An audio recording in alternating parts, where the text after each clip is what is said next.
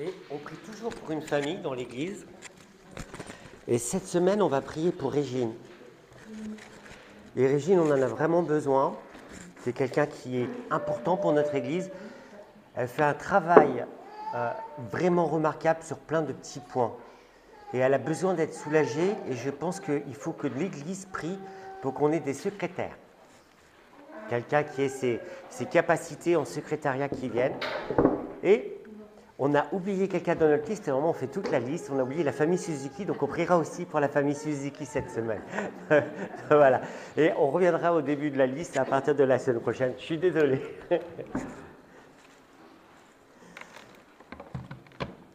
Merci beaucoup.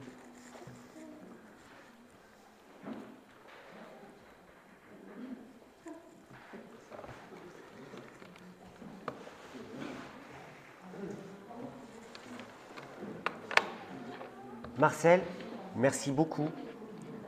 Je suis vraiment heureux des dons que le Seigneur t'a donnés. Vraiment. Tu as été une bénédiction pour nous ce matin et je souhaite vraiment t'en remercier. Que le Seigneur te fasse du bien et continue à te faire grandir. Alors, on en est où? Je laisse les enfants aller et venir. S'il y a une garderie, voilà, je laisse aller les enfants à la garderie. Ah, on ne dit plus que ça comme ça.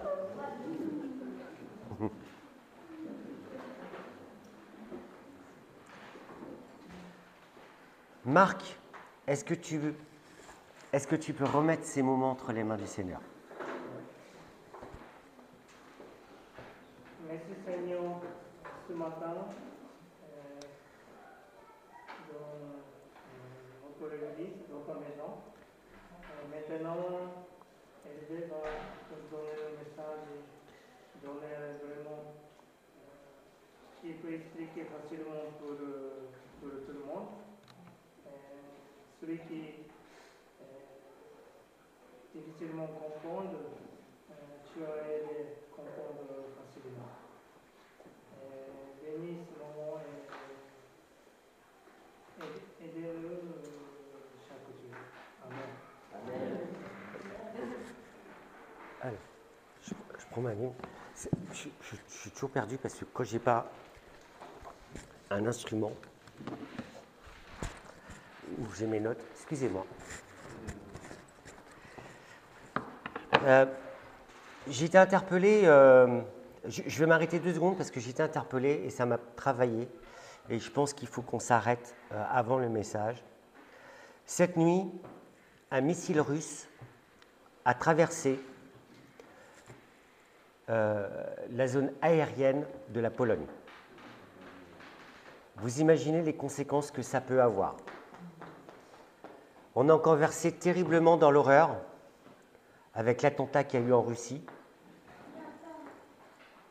Notre monde est vraiment bouleversé. Je ne sais pas où on va, mais on a une responsabilité en tant que chrétien. Et je me suis dit combien de fois cette semaine j'ai prié pour Poutine?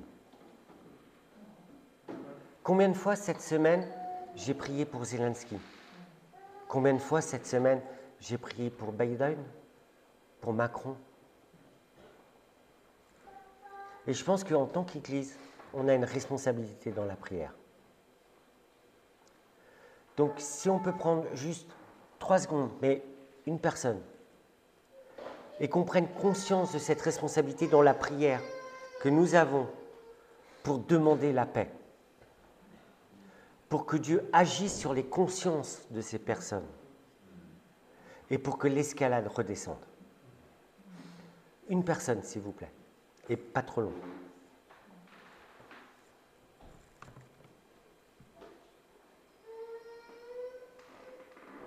Seigneur notre Dieu, tu vois, nous sommes impuissants, nous sommes tellement faibles. Nous te demandons de visiter tous ces grands dirigeants du monde qui, eux, sont protégés, cachés et qui font mourir des êtres humains sois en très grand nombre. Prends pitié de tes créations, de tes créatures, Père, et agis sur le cœur de tous ces dirigeants. Merci, mon Dieu. Amen. Amen. Je pense que vous recevez mes versets toute la semaine. Pour ceux qui ne le reçoivent pas, n'hésitez pas à venir me voir. Mais il y a un verset qui était mon leitmotiv cette semaine. Est-ce qu'il y a quelqu'un qui peut me dire lequel c'était? Oh, c'était une interrogation? Non, ce n'est pas une interrogation. Je vous rassure de suite. Je vous rassure de suite. Un verset qui est revenu dans plusieurs versions cette semaine par mois. Est-ce que vous en avez souvenir ou pas? Ou est-ce que ça vous est complètement passé à côté? J'ai été très répétitif sur ce verset-là, enfin, sur ce message-là. Non? Ça parlait d'esclaves. Non? Liberté, peut-être aussi. Allez, je vous aide un peu. En fait, on a Jenny qui chante régulièrement pendant le culte un cantique. Et ce cantique m'a interpellé, mais d'une manière personnelle, quoi. Et ce cantique, c'est « Je ne suis plus esclave de la mort, je suis enfant de Dieu. » Je ne suis plus esclave de la mort, je suis enfant de Dieu. Et en fait, ça m'a interpellé et j'ai réfléchi, mais... Puis en fait, quand on est esclave du péché, on est esclave de quoi? De la mort. Ça m'a beaucoup interpellé. Et après, je me suis posé la question, à moi, mais est-ce que, bien souvent, je ne me laisse pas aller être esclave de la mort? C'est une drôle de question, hein. Et je me suis dit, mais oui, à chaque fois que je tombe dans un péché,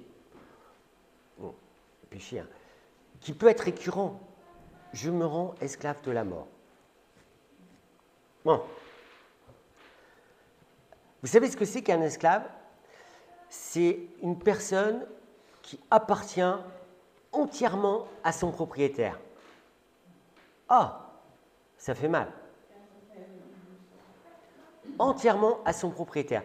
C'est-à-dire que le propriétaire peut faire ce qu'il veut de cette personne. Est-ce que je veux me rendre esclave du péché? Après, je me suis dit, de qui suis-je esclave? Et puis je me suis rendu compte, ouf, je suis sauvé. Mais il y a quand même des choses qu'on doit retenir. Parce que de qui je suis esclave, c'est, oui, souvent je retourne en esclavage. Je ne sais pas pourquoi je retourne. Comme les Hébreux, quand ils étaient dans le désert, qui disent « On était mieux !» Ah bon? Avec des gens qui vous fouettaient, qui vous faisaient faire des trucs des mains.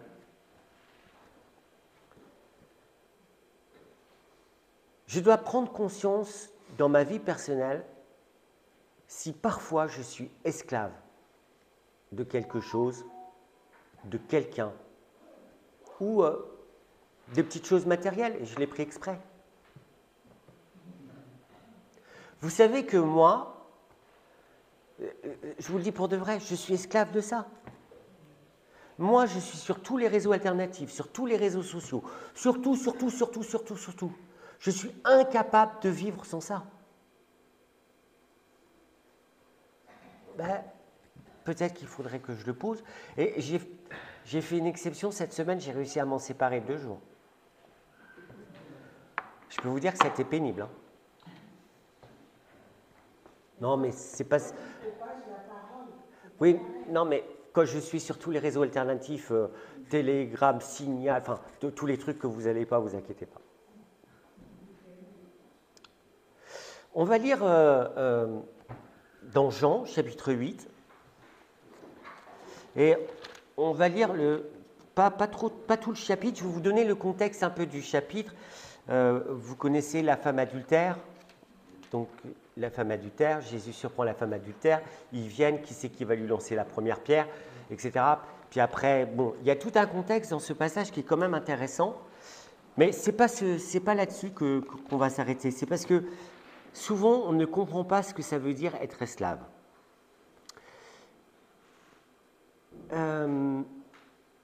Les Juifs, ils vont répondre à Jésus, à un moment donné, parce que Jésus parle d'autre chose.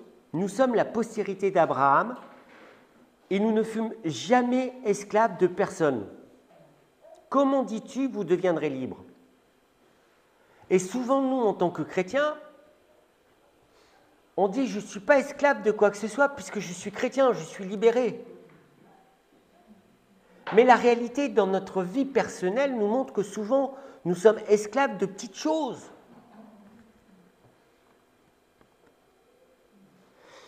Et puis Jésus dit, en vérité, je vous le dis, quiconque se livre au péché est esclave du péché. Ah, là ça fait mal. Quiconque se livre au péché est esclave du péché. Et chacun de nous, on subit les conséquences du péché dans notre vie.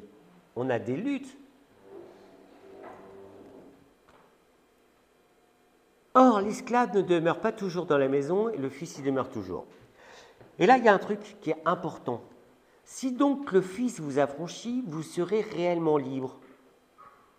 Si donc le fils vous affranchit, vous serez réellement libre. Est-ce que vous avez été libéré par Jésus? Ben, je le souhaite. Mais pourtant, souvent, je suis conscient d'être esclave de quelque chose ou de quelqu'un. Pourquoi? Parce que Jésus dit, tout homme qui commet le péché est esclave du péché. Et je crois vraiment qu'on doit s'arrêter sur cette parole. Moi-même, quand j'entends cette parole, j'ai la sensation que Jésus fixe la barre très haut. Tout homme qui commet le péché est esclave du péché. J'ai de quoi torturer mon esprit quand même. Je me suis arrêté et je me suis dit, mais combien de fois je pêche? Combien de fois je suis esclave du péché? Et cette question, je suis sûr que certains d'entre nous se la posent. Il y a des gens qui se posent cette question avec un vrai sentiment de désespoir. Parce qu'ils ne sortent pas de leur péché. Et parce qu'ils n'arrivent pas à sortir d'un péché. Et il y a vraiment des personnes chrétiennes dans l'Église qui vivent ce genre de choses. Peut-être pas chez nous, peut-être ailleurs, mais j'en connais. Tomber dans le désespoir. Non, ce n'est pas notre cas. Enfin bon. Mais je pense qu'on a saisi une chose, et on l'a entendu ce matin dans la présidence, parce que ça rejoint vraiment la présidence. Sans Jésus, nous n'aurions aucune espérance. Et quand je dis espérance, c'est espérance de délivrance.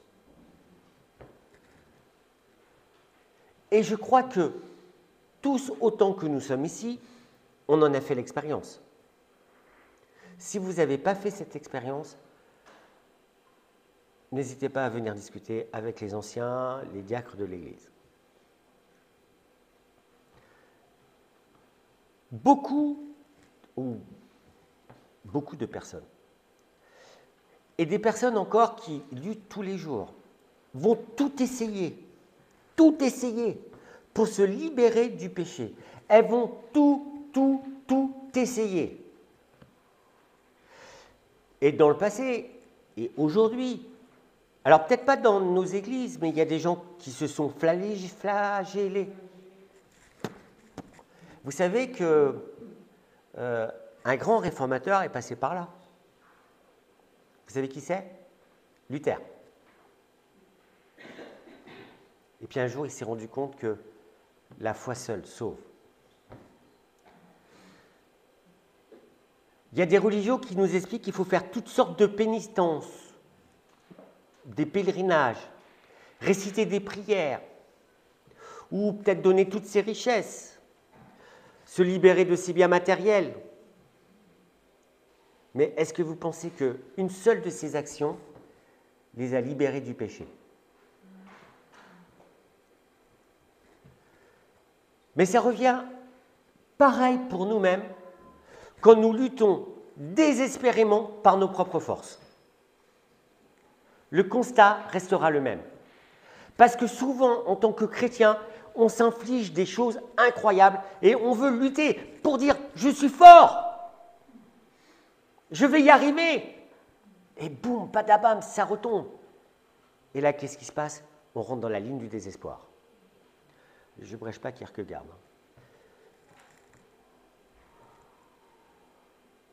Est-ce que vous luttez par vos propres forces ce matin? Est-ce que je lutte par mes propres forces? Rien, absolument rien, ne peut me délivrer du péché par mes propres forces. Cette cause est perdue d'avance. Donc le tableau est posé. Vous savez que cette cause est posée d'avance, est perdue d'avance. Et pourtant, beaucoup de personnes ont franchi la ligne du désespoir, sans retour, parce qu'ils sont passés à côté de l'essentiel, placer sa foi en Jésus. Si on a un péché récurrent dans notre vie, il n'y a qu'une chose, et on l'a entendu ce matin avec la Sainte Seine, placer sa confiance en Jésus. Seigneur, je n'y arrive pas. Et c'est normal, parce qu'on est pécheur. La parole de Jésus prend toute sa signification quand nous sommes en lutte avec le péché. Tout homme qui commet le péché est esclave du péché. Et là, ça a toute sa signification. Vous savez ce que c'est lutter contre un péché. Et vous connaissez le sens du mot esclave.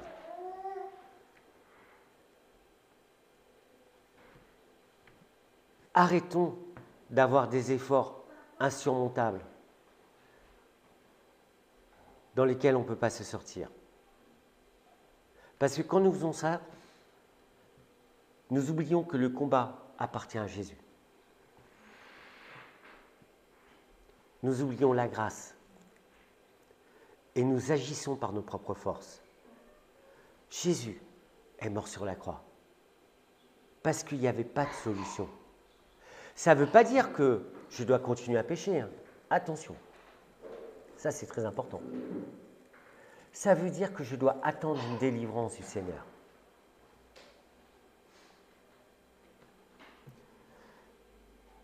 Et quand on agit par nos propres forces, nous rejoignons ce que dit Paul. Nous devenons esclaves d'une loi qui nous libère aucunement du péché.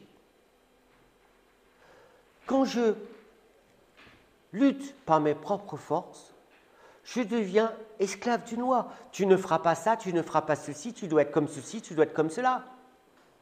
Mais est-ce que cela sauve?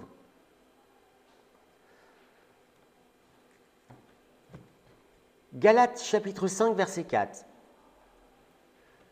Vous qui cherchez à être reconnus juste grâce à la loi, vous êtes séparés du Christ, vous êtes privés de la grâce de Dieu. Ah, c'est fort comme phrase. Parce que souvent, on cherche à être reconnu par Dieu par nos propres forces. T'as vu, j'ai réussi, j'ai... Non, il ne se passe rien là. On est séparés du Christ. Privés de la grâce de Dieu quand on fait ça. Même avec toute notre énergie, nous devenons esclaves d'une loi qui ne nous libère nullement en réalité du péché et de la mort. Au verset 17, il nous rappelle une chose fondamentale que nous devons inscrire dans notre tête. L'être humain que nous sommes a des désirs contraires à ceux de l'esprit, et l'esprit a des désirs contraires à ceux de l'être humain. Ils sont complètement opposés l'un à l'autre, de sorte que vous ne pouvez pas faire ce que vous voudriez. Quel dilemme! Il faut le répéter. Vous voulez que je vous le répète ou vous voulez le lire dans le texte? L'être humain que nous sommes a des désirs contraires à ceux de l'esprit. Mais tous autant que nous sommes, nous en avons conscience. Ils sont complètement opposés l'un à l'autre, de sorte que vous ne pouvez pas faire ce que vous voudriez. Quel constat! Mais face à ce constat, Jésus nous offre une porte de salut au verset 36 du chapitre 8 de Jean. Verset 36 du chapitre 8. Si donc le Fils vous affranchit, vous serez réellement libre. Est-ce que Jésus vous a affranchi du péché? Mais oui! Jésus nous a affranchis du péché. On est réellement libre. Mais comment le saisir? Jésus est le seul qui peut nous affranchir. La Pâque prend toute sa signification dans cette parole. Jésus, l'agneau immolé qui ôte le péché du monde, nous affranchit du péché. Pour ceux qui marchent sur cette ligne du désespoir, qui luttent désespérément avec un péché ou leur péché ou des péchés, parce que ça dépend. Il y en a qui luttent avec des choses qu'on ne comprend pas, il y en a qui luttent avec la colère, il y en a qui luttent avec la rancune, il y en a qui luttent avec la pornographie, il y en a qui luttent... On ne sait pas. Et ça ne m'appartient pas de savoir. C'est quelque chose qui vous appartient, c'est des choses qui m'appartiennent. Mais la bataille, elle est là. Et chacun de nous, on met toute notre bataille, toutes nos forces dans cette bataille. Parce que notre objectif, qu'on le veuille ou non, c'est plaire à Jésus. Mettre toutes les forces dans une bataille qui risque d'être perdue d'avance parce qu'on a oublié que c'est Jésus qui sauve et que c'est Jésus qui libère. Si donc le Fils vous affranchit, vous serez réellement libre. Et j'ai compris une chose, c'est quand je reconnais mon esclavage au péché, c'est quand j'ai jeté toutes mes forces dans la bataille, que j'ai pris conscience de mon impuissance. Et si vous en êtes là, c'est chouette, parce que vous avez fait le plus grand chemin, parce qu'il ne reste plus qu'une chose, Jésus, son pardon et sa grâce. Là, on a fait le chemin. À partir de là, la délivrance est acquise. Est-ce que tu veux la délivrance ce matin? Jésus. Si donc le Fils vous affranchit, vous serez réellement libre. C'est profond comme parole.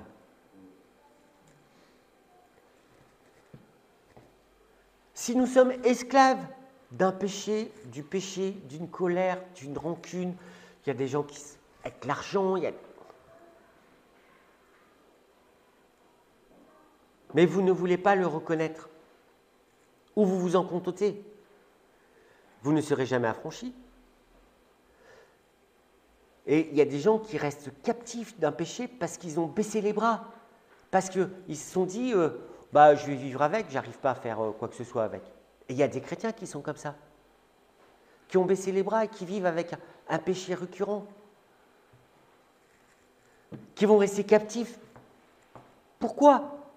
Au risque de passer à travers les flammes. Parce que je ne crois pas en la perte du salut, je vous dis. Donc si vous êtes chrétien né de nouveau, passez à travers les flammes. Ça doit être compliqué cette affaire. Je ne sais pas ce que ça veut dire, mais tout le temps vivre avec une culpabilité. Tout le temps vivre en portant son péché. Mais pourquoi? Pourquoi?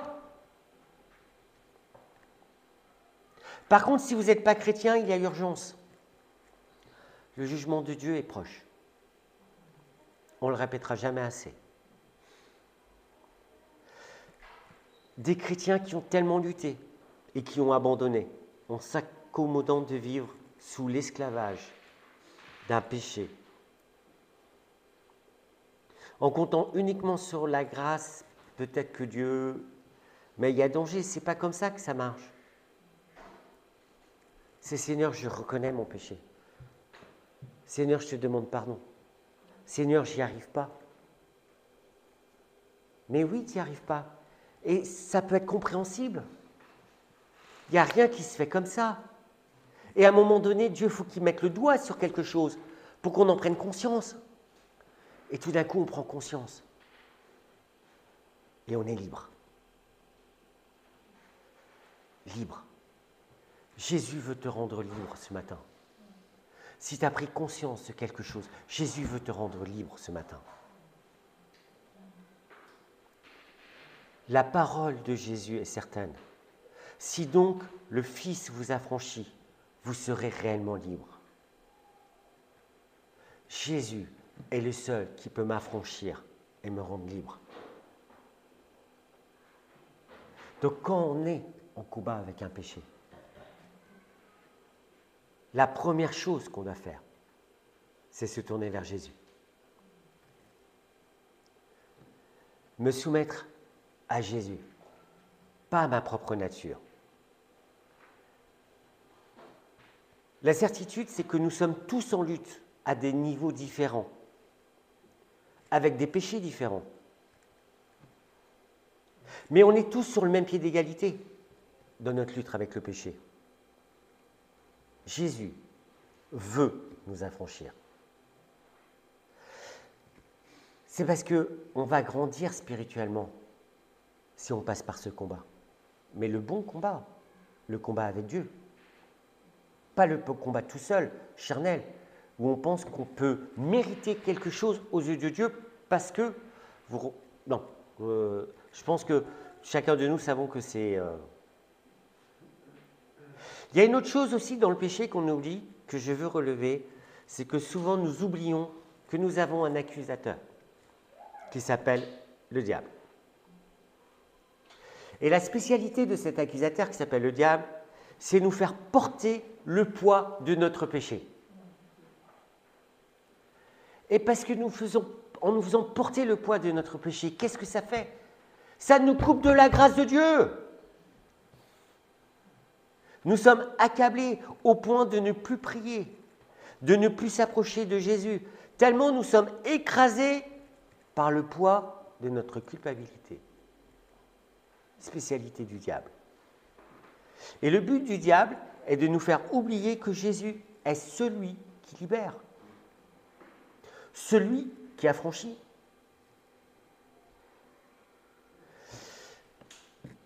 Ah, les petites accusations, vous les connaissez par cœur. Hein. Tu es chrétien, mais tu es incapable de ressembler à Jésus. Tu as vu ce que tu as fait. Toujours les mêmes choses. Ah.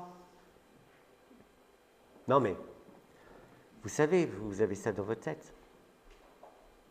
Son but, le but du diable, est de faire en sorte que nous n'ayons plus soif de Dieu. Eh ouais. Parce que, comme on se sent coupable, on a honte, on ne veut plus s'approcher de Dieu.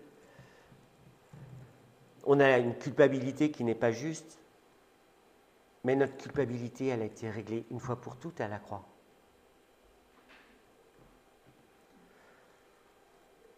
Si on est dans cette situation, je crois qu'il y a une alerte.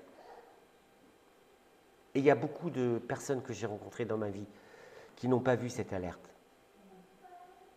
Ils ne se sont pas rendus compte qu'ils portaient le poids d'un péché que le diable leur mettait sur les épaules à porter, mais qu'en fait c'était tout simple. Je dépose mon fardeau à la croix, au pied de Jésus, et je reconnais mon péché. C'est ça l'essentiel, reconnaître son péché. Le fait de ne plus avoir soif de Dieu doit être une alerte pour notre vie. Est-ce que vous avez soif de Dieu ce matin? Si vous n'avez plus soif de Dieu, ça doit clignoter là, il faut faire quelque chose. C'est sans doute, si j'ai plus soif de Dieu, que je suis de nouveau esclave du diable et du péché, et que je me suis laissé endormir. Cette question, on doit se la poser quand même. Alors, je reconnais que la question qui revient tout le temps, c'est comment faire pour ne plus tomber en esclavage? Et cette question, elle m'a traversé l'esprit parce que oui, effectivement, tu m'as libéré, mais ça revient tellement souvent. Comment rester libre et affranchi?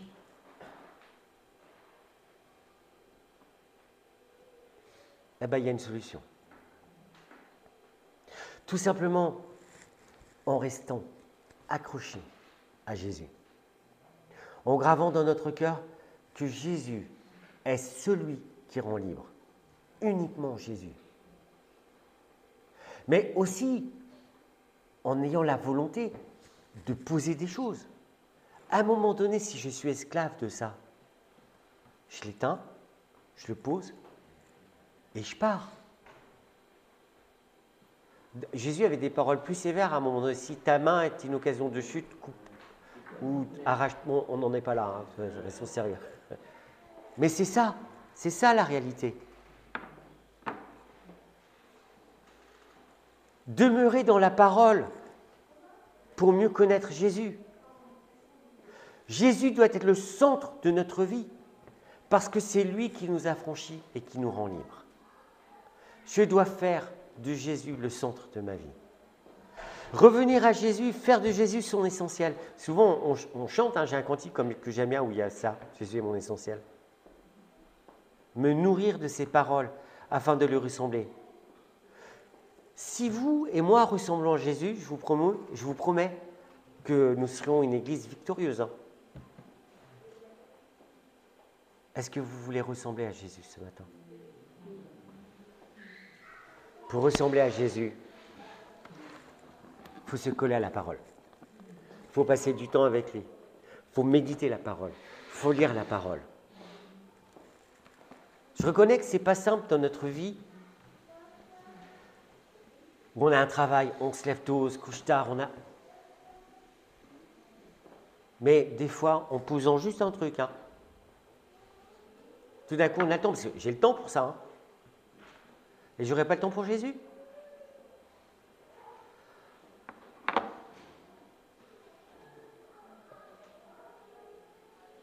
Est-ce qu'on peut prendre l'engagement de demeurer dans sa parole?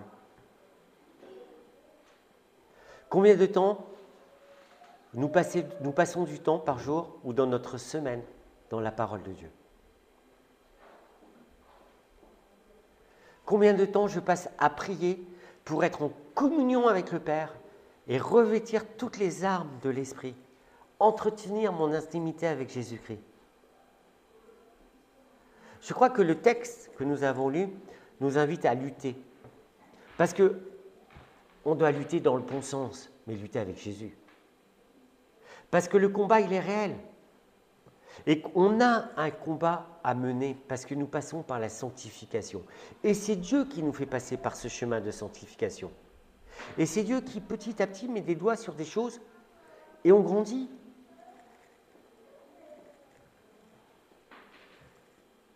Jésus veut nous rendre libres, même si nous avons un adversaire redoutable qui s'appelle le diable, qui nous demande de la vigilance. Je crois que lutter avec Dieu passe par une discipline. La communion, la lecture, relation avec les frères et les sœurs, la prière, le partage.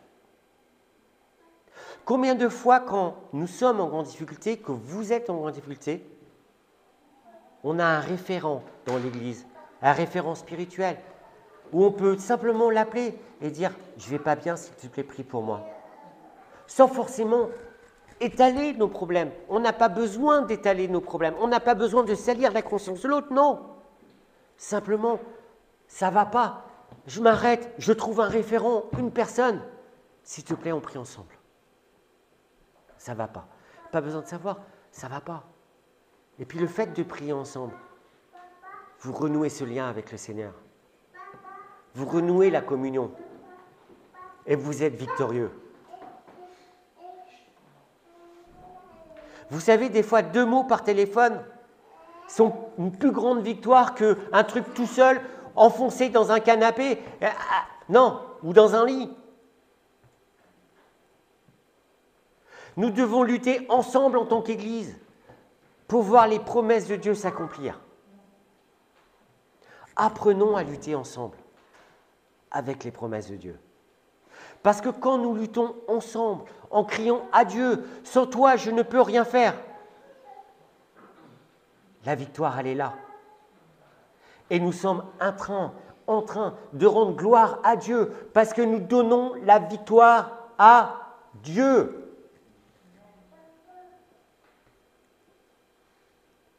Mais la plus grande chose que nous devons privilégier dans notre vie, c'est notre relation avec Jésus. Je veux revenir à ce que disait Paul dans l'Épître aux Galates. Galates chapitre 5, verset 16. Il dit, voici ce que j'ai à vous dire. Laissez l'Esprit Saint conduire votre vie et vous n'obéirez plus aux mauvais penchants.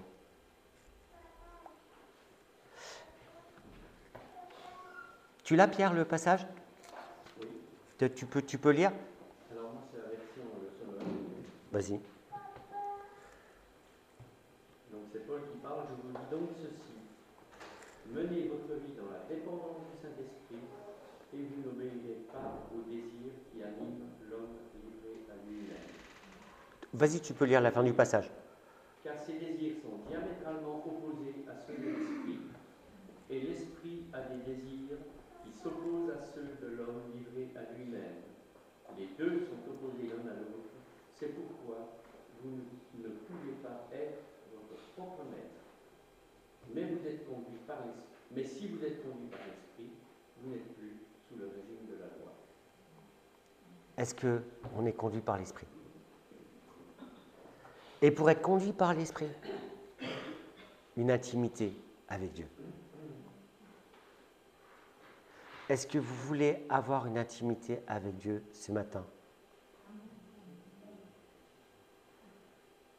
Il y a autre chose qui est important. Alors je sais que tout le monde n'a pas la possibilité d'aller à la réunion de prière d'église par Zoom. Je le redis, je le répète, ça serait bien qu'on soit plus nombreux. N'hésitez pas à communiquer entre nous, à nous appeler entre nous. On n'a pas besoin forcément d'étaler notre vie, mais je veux qu'on prie pour moi. Je n'ai pas besoin de savoir pourquoi. Je veux simplement dire, par exemple, Seigneur, je te remets Dorothée, je ne sais pas ce qu'elle a cette semaine, mais je te prie de la bénir. Mais ça change tout, quoi. Ce matin, je souhaiterais fermement, qu'on mette notre confiance et qu'on saisisse les promesses de Jésus. Saisir définitivement que Jésus nous libère. Refusons d'écouter le diable. Je ne suis plus esclave du péché et de la mort. Je suis esclave de Jésus qui me rend libre. Ce matin, laissons l'Esprit Saint conduire notre vie. Et vous et moi, nous ne serons plus esclaves du péché. Amen. Et je vais demander à Jenny de venir chanter. Et on se recueille dans la prière et après notre culte sera fini.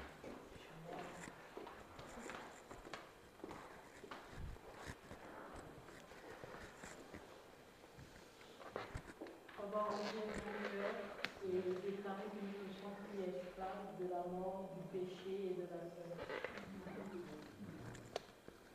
Tu m'as ébloui par des mélodies, tu m'entoures d'un chant d'amour, un chant de délivrance devant mes ennemis et tous mes craintes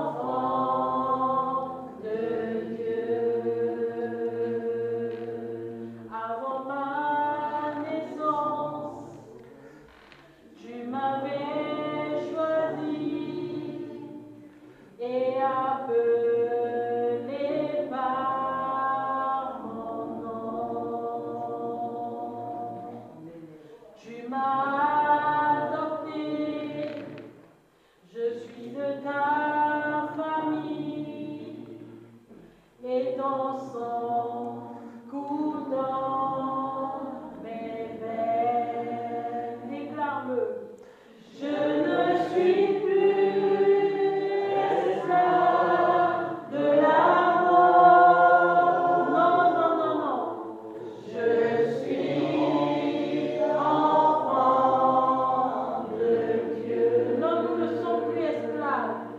Je ne suis plus esclave de la mort. Non, nous sommes enfants de Dieu.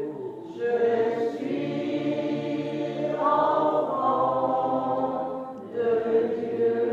Dis-le haut et fort. Je ne suis plus esclave de la mort. Je suis enfant de Dieu. Je suis enfant de Dieu. Je ne suis plus esclave du péché. Je ne suis plus esclave du péché. Oui, je suis enfant de Dieu. Je suis enfant de Dieu. Amen. Je vous souhaite un très bon dimanche. Merci. Vas-y, vas-y. Je trouve assez touchant ce message. Bon, je crois que c'est pas la peine. Et je me disais, parce que ça a été dans ma vie aussi, je me disais que c'est important, quand nous ne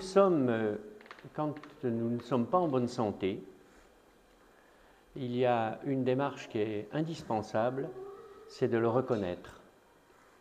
Et c'est ça qui va me conduire chez le médecin. Tant que je n'ai pas reconnu les choses, eh bien, je n'irai pas voir le médecin. Mais si je vais voir le médecin et que je lui explique ce qui ne va pas, plus je l'explique de manière détaillée, plus le divin médecin, encore que la comparaison est différente puisque Dieu sait toutes choses en ce qui me concerne, mais plus le médecin sera à même de me soigner et de me guérir. Et je pense que le diable et notre cœur naturel ne veut pas de cette démarche. On parle de repentance, c'est un mot qu'on n'aime pas, mais c'est ça tout simplement. C'est reconnaître que ça ne va pas et le dire au divin médecin. Quelquefois aussi, on n'a plus la force parce qu'on est désespéré, parce que le diable, comme l'a dit tout à l'heure Hervé, nous a désespérés. Et du coup, on a besoin d'une aide, je dirais, horizontale. Et quand, dans la lettre de Jacques, au chapitre 5, il nous est dit « Confessez vos fautes l'un à l'autre », eh bien, c'est bien. Moi, j'ai eu l'occasion de le faire et je vous garantis que c'est libérateur. Nous avons besoin les uns des autres. Hein? Et voilà, je nous encourage tous à prendre ce chemin de la vérité par rapport à soi-même, que Dieu nous guide dans cette vérité, et lui, il nous aime, et c'est vrai que quand je suis dans sa présence, alors je suis libre.